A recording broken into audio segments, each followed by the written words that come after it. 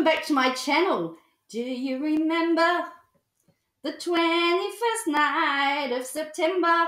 That's right, it's the 21st night of September.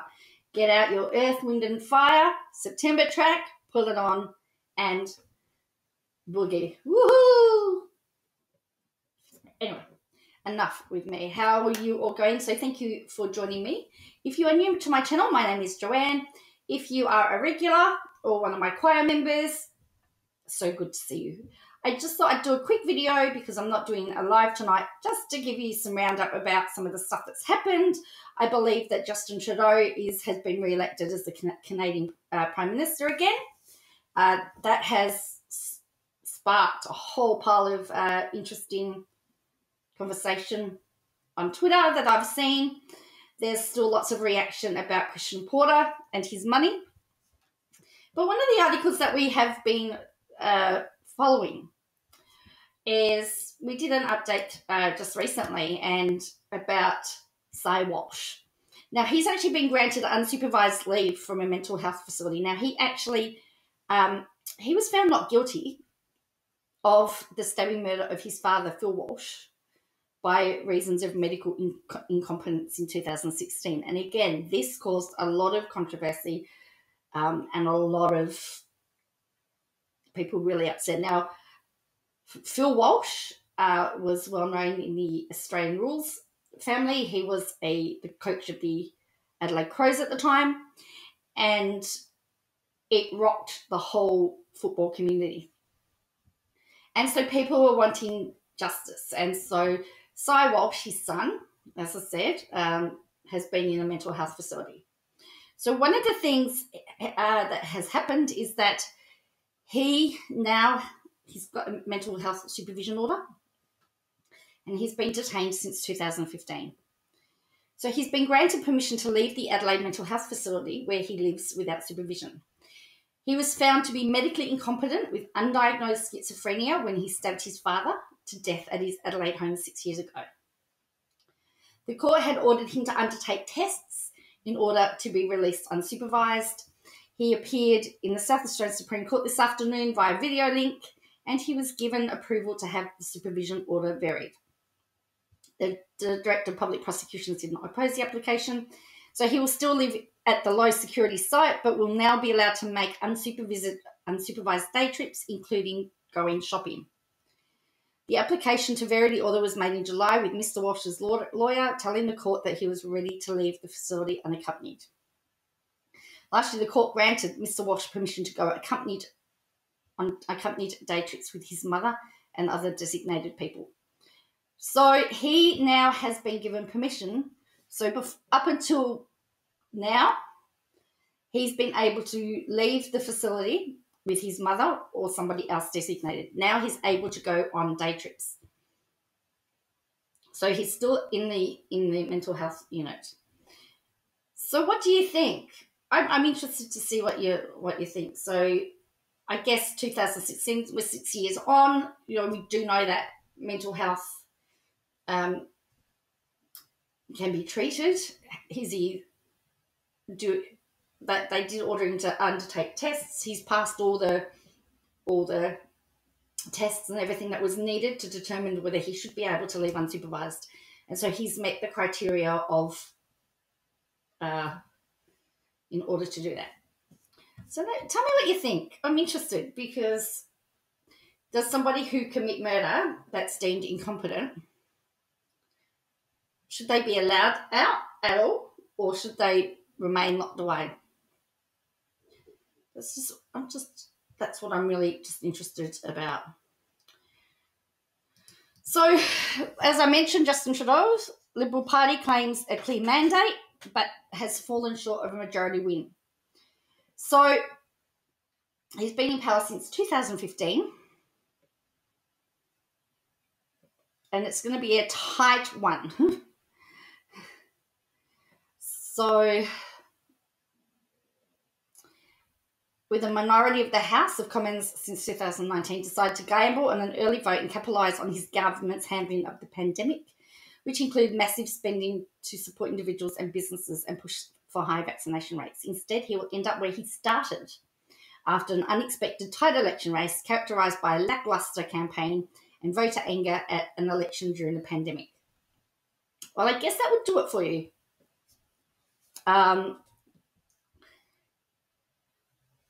You're sending us a clear mandate to get Canada through this pandemic and to brighter days ahead, Mr. Trudeau said to a small crowd gathered in a ballroom.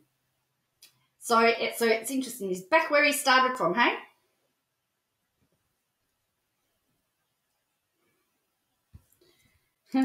That's quite funny.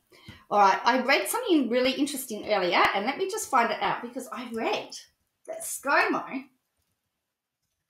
was meeting with Mr. Trump before he was meeting with the president. Now, I find this to be fascinating because this makes no sense if this is true. Why on earth is he going?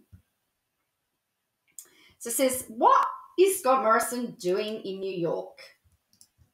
Now, we have said that he's tried to be a mini Trump. It says, Scott Morrison has landed in New York for a week of meeting with international leaders, but the Prime Minister is likely to spend the time trying to mend damaged diplomatic relationships rather than engaging with other world leaders. World leaders are convening in New York this week for the next session of the UN General Assembly, which will be largely focused on the ongoing response to COVID pandemic, fostering economic recovery and preparations for the next round of climate change negotiations. Several critical meetings have already been held, including a call from the UN for leaders to stop ignoring science. But like his last visit to New York, when Morrison avoided a climate leaders summit in favour of a state dinner with Donald Trump, he has other priorities. Yes, he has other priorities. Morrison's major focus will be dealing with the ongoing fallout from the cancellation of Australia's submarine deal with France. This self-inflicted blunder has seen relations sour with the broader European community while implicating allies, the US and the UK, and possibly putting a climate deal with China at risk. The mishandling of that means Morrison arrives in New York with a new level of unpopularity amongst world leaders. I shouldn't laugh, but it's funny that he's unpopular here and he's unpopular there. Anyway, sorry, I shouldn't laugh. And now needing to navigate a frosty diplomatic relationship with European leaders, threatening to scuttle a free trade agreement between Australia and the EU. They've been years in the making. Morrison will meet leaders from Sweden and Austria and European Commission President Ursula von der Leyen, who has already described Australia's treatment of France as unacceptable. The European leaders could look to punish Australia on two fronts: to send a message over the cancelled $90 billion submarine deal, as well as following through with the introduction of export tariffs on Australian carbon-intensive exports to account for Australia's virtually non-existent price on carbon pollution, which I might add, we did actually have that, but that got the Liberal national government got rid of it. While in New York, Morrison will meet with other leaders of the Quad Strategic Dialogue, which includes US President Joe Biden, Japanese Prime Minister Yoshihide Suga, and Indian Prime Minister Narendra Modi to discuss regional security measures. However, it is unlikely that Morrison will engage in any discussions that relate to climate change policy, with Australia already on the outer of international talks due to a refusal to adopt stronger climate change policies. Morrison is not listed to address the UN General Assembly, and Australia was not invited to participate in the climate change roundtable convened by the UN General Antonio Guterres and UK Prime Minister Boris Johnson. It's actually embarrassing that, anyway. That meeting held on Monday was attended by the heads of state of a representative group of countries including Germany, France, Italy, Fiji and Marshall Islands, amongst others. Senior representatives from the European Union, China, India, Russia and the United States also attended the roundtable, with all attendees agreeing that achieving the goals as per the goals of the Paris Agreement, including endeavours to limit global warming to just 1.5 degrees, remained a priority. Guterres used the roundtable to call on countries to strengthen their emissions reduction targets, particularly those for 2030, pointing to the recent report from UNFCCC that found the current levels of commitments would see global warming surge past 2 degrees. Based on the present commitments of member states, the world is on a catastrophic pathway to 2.7 degrees of heating instead of 1.5 we agreed should be the limit. Science tells us anything above 1.5 degrees would be a disaster.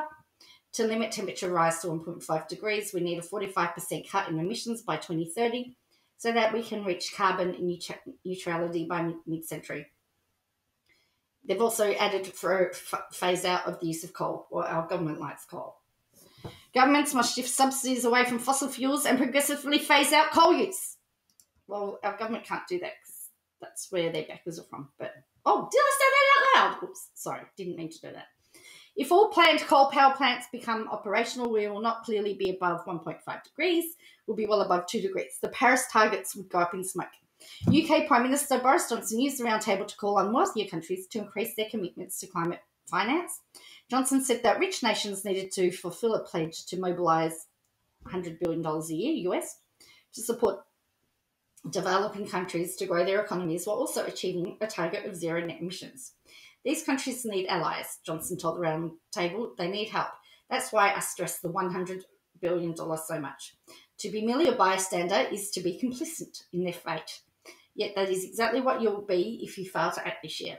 And when the summer ends, when most of the world has committed to decisive game-changing action, it will be clear to all of us. It will be clear to all which of us has lacked the courage to step up. The world will see, and your people will remember, and history will judge. An assessment of climate funding commitment recently published by Oxfam found that many wealthy countries, including Australia, are failing to meet the level of commitments needed to meet the $100 billion target adopted by countries at the 2010 climate talks held in Cancun. Funny that. The pandemic has shown that countries can swiftly mobilise trillions of dollars to respond to an emergency. It is clearly a question of political will, Oxfam Australia Chief Executive Lynn Morgan said. Let's be clear, we are in a climate emergency. It is wreaking havoc across the globe and requires the same decisiveness and urgency. Wealthy nations must live up to their promise made 12 years ago and put their money where their mouths are to see real funding.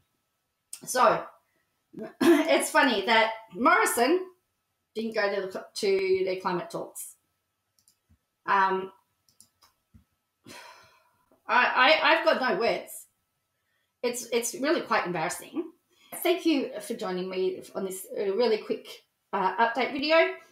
There'll be more coming your way. Make sure you hit the like button, ring the bell, and if you look down in the description below, you'll see that there's links if you want to join the choir. So tell me what you think about all the stories below, and I'll catch you again next time. Bye for now.